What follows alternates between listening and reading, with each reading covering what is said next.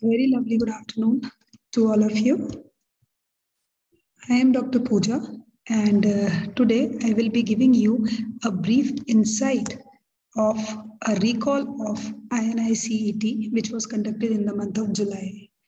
So let's start with the discussion of the questions, because if we have to say what was the pattern of the questions this year, so it was an equal uniform distributions. Questions were asked on molecular biology. In fact, more emphasis was given on molecular biology. There were roughly 3 to 4 questions on this. Then some questions were from metabolism, which included mineral metabolism, right? And some questions were of general biochemistry. So let's quickly go through the recall of the questions. Question number 1. Which of the following molecular method uses RNA? This seems to be a very simple question. Now the 4 techniques have been given. One is RT-PCR, Sanger's technique, Western blot, and G-banding. Now all of you know that obviously answer was RT-PCR, which stands for reverse transcriptase polymerase chain reaction. Here, what happens is normally DNA is converted into RNA by a process known as transcription, which all of you are familiar with. But what happens is if this RNA is converted into DNA, it is reverse. So it is known as reverse transcription, and the enzyme is reverse transcriptase. And the DNA which is formed from RNA is known as complementary DNA. So this can be the answer. If you look at the other options, if you see Sanger's technique. Now Sanger was the first scientist who gave the structure of proteins. Or you can say it described the linear sequence of amino acids in a protein. And this is also used for DNA sequencing also, because ultimately DNA is what? Smallest segment present on the chromosomes. DNA forms RNA, RNA forms proteins, and proteins are formed of amino acids. So Sanger's technique does not use this. Western blot is for RNA. It is a simple blotting technique. Sorry, proteins. And then G-banding. G-banding is a type of karyotyping, when we have to study the structure of chromosomes. So here the answer is A. Always remember, by reverse transcription, the DNA so formed is complementary DNA. Moving on to the second question. Which of the following, this language is actually, I have taken questions from other sites here, from some of my students. So there can be a little bit change, but the basis of the questions is almost the same. Which of the following is enzymes and its diagnostic marker is incorrectly paired? One is lipase, acute pancreatitis. Now all of us know for acute pancreatitis, it is estimation of lipase or amylase, right? But the most precise answer should be lipase, right? Ceruloplasmin, okay, deficiency of this leads to hepatolenticular degeneration, as you have studied in Wilson's disease also, right? Then beta means ceruloplasmin and hepatolenticular degeneration are somewhat related. But if we see the third option, beta glucocerebrosidase and von Ginkel's disease, this is absolutely wrong. Von Ginkel's disease is due to the deficiency of glucose 6 phosphatase. So this is incorrectly paired. Let's look at the fourth option, LDH1 to LDH2. All of us know this is a flipping ratio. So the answer is C here. Moving on to the next question, which method is not used for protein precipitation? Now, all of us know proteins can be easily precipitated. Either we add an acid or we add an alkali. So we are basically disrupting the secondary, tertiary, and quaternary structure of a protein. Primary, nothing happens because peptide bond is considered to be the strongest bond as it is resonance stabilized. Now, if you look at the options, salts of heavy metals, yes. Used for separation of proteins. Use of alcohol and acetone, yes. Change in pH other than isoelectric pH, no. Use of acetic acid, yes. So whether we add an acid, whether we add an alkali, proteins are precipitated. This is the first and foremost because proteins are formed of these amino acids. And these amino acids have a zwitterion structure. So whether we add acid, whether we add alkali, this is how we do extract the proteins. As the process is also there, salting in and salting out of proteins. So the answer here is C. And isoelectric pH is defined as that pH on which the net charge is 0. Always remember this. Net charge is always 0 when there is no net migration because there is movement towards cations, towards anions, cathode and anode. But a stage will come when the movement will stop. And that very pH, it is separated. Fourth question, insulin down regulates which of the following? A very important question. And a very interesting also, and a very simple one. All of you must have marked it correct.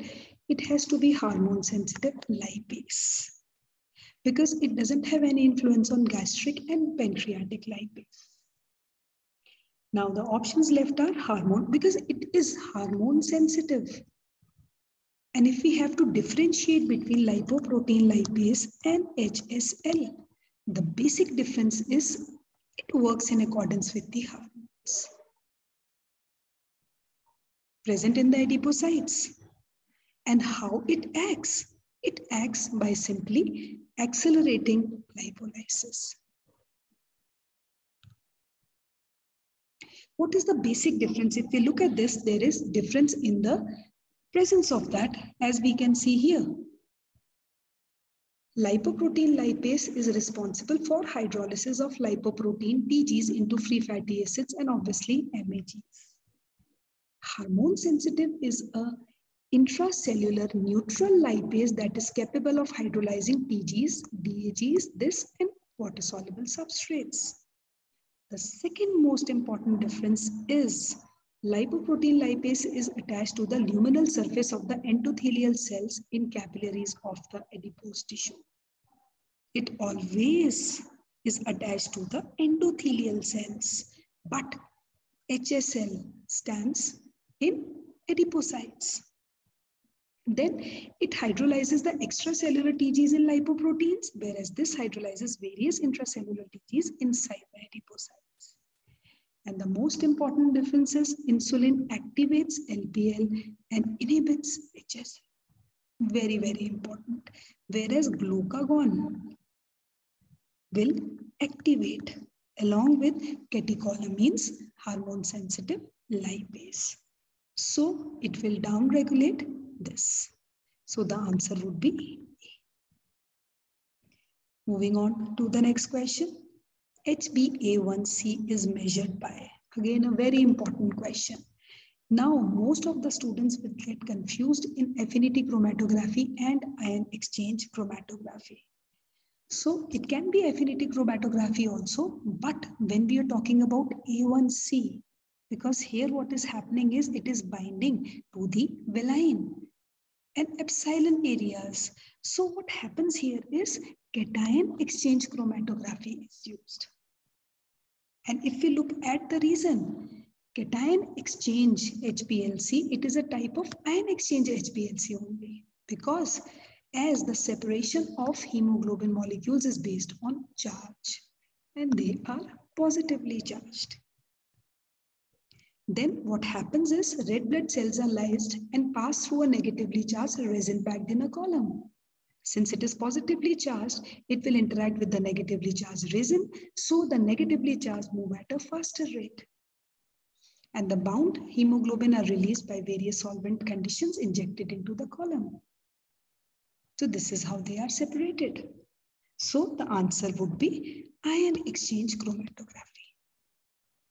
Right? And what is the advantage of using this cation exchange HPLC? The main advantage is that it not only provides a A1C value, but also provides presumptive identification of commonly occurring variant traits that can potentially interfere with A1C results. As I'll show you one slide, as you can see, type of HP, S, type of population affected and this. And if we talk about India, it is HPD. If we talk about HBE, Asian American, and HBF, it is circulating fetal HB in adults. So this is the main advantage of cation-based HPLC. So the answer is simple ion exchange chromatography. Then another very important question. Just now I mentioned that molecular biology was such a topic in which most of the questions were asked. So microRNA binds to mRNA on which site to inhibit translation. Now all of you must be familiar with downstream and upstream. Now what is this UTR? It stands for untranslated areas. Because all of you know that mRNA, when it is synthesized, it is also known as hnRNA because it has some non-coding sequences, some coding sequences. So here the answer would be 3' UTR. And if you people are interested in, understanding this concept of different type of RNAs, जैसे microRNA is there, interference RNA is there, SNPs are there, I will be uploading a video soon on these molecular biological aspects because it's been 2-3 years I'm observing the same pattern that these type of questions have been asked in the exam. So just wait for my video. I will be basically discussing about these UTRs and all. Here simple it is 3' UTR. Then in fasting, RBCs utilizes. Now this is a very simple question. All of you know that RBCs, whether it is the fed state, whether it is the fasting stage, whether it is starvation also, the mode of energy is glucose. Whereas in heart, whereas in brain, they depend on ketone bodies during prolonged fasting or starvation. Because RBCs, they lack mitochondria. So glycolysis is the only source of energy for the RBCs to survive. Then treatment of sideroblastic anemia. Now see, whenever these type of questions have been asked, always remember you should know the coenzymes involved. If we talk about B12, B6, B1, all are coenzymes of so many important reactions. And iron is a mineral. But when we talk of sideroblastic anemia, simple, the answer is B6. Now why B6? Because all of you know that B6 PLP is a coenzyme for reaction, first rate limiting reaction of heme synthesis, in which glycine combines with succinine coenzyme A to form ALA in the presence of ALA synthase. So PLP is a coenzyme for this. So if PLP is absent, what will happen? Heme synthesis will be impaired.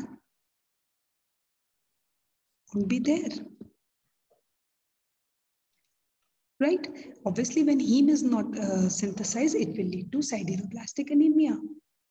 And another important disorder related to B6 deficiency is burning feet syndrome.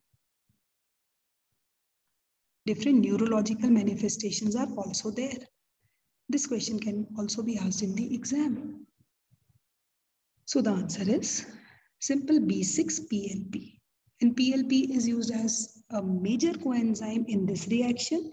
Then it is also used as a coenzyme in transamination also.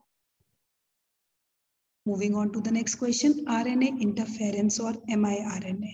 Very important question. Now see, knockout, in, up, down. These are the different types in which we are, either we are actually allowing the gene not to express itself in any of the forms, because how the flow of information takes place. DNA to RNA, RNA to proteins. And genes are considered to be the smallest segment of DNA. So interfering RNA, it is doing what? It is helping in silencing of a particular gene, which is actually knockout. Now, the process is, RNA interference is the process in which expression of a target gene is effectively silenced. How it is silenced? It is silenced by knocking down, by the selective inactivation of its corresponding mRNA by double-stranded RNA. So simple knockout is there. Now you must be surprised, what is the basic difference between knockout and knockdown? Knockout is completely taking out. Knockout means, just suppose if somebody knocks us out from the house, it involves the complete erasing of the target genes or inactivating them. Whereas knockdown leads to abortive protein translation and degradation of that mRNA. This is the basic difference. But here question is simple. RNA is used for knockout of genes, simply silencing the expression of a gene. And last question, NADPH deficiency can lead to all except.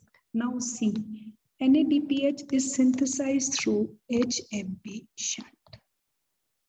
Basically, HMP shunt is an alternative method of oxidation of glucose, which generates NADPH and ribose sugar. Right. Now, what is the significance of this NADPH? If we see, because it is required for so many important reactions, the most important is it maintains the rigidity of the cell membrane of RBCs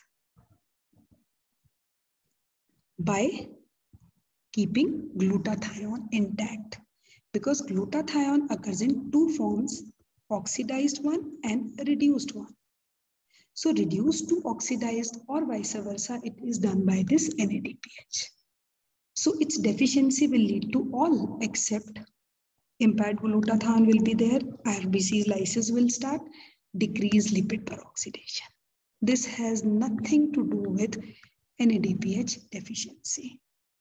Baki, fatty acid biosynthesis also requires NADPH. In fact, NADPH is required for cholesterol biosynthesis, for fatty acid biosynthesis, for maintaining the rigidity of cell membrane of RBCs. So this was just a quick recall of what all questions were asked in the exam, and I hope all of you must have answered it pretty well. And regarding this RNA and molecular biology, certain techniques, I'm going to launch my video soon in which I will be discussing basically about molecular biology. Because I've been seeing the pattern of the questions which have been frequently asked in the recent years. It is all on molecular biology. So I will be discussing that in my upcoming video. So I hope you liked my video. If you like my video, share it to maximum number of students as possible. Subscribe to my channel and press the bell icon. Wishing you guys all the best. Take care.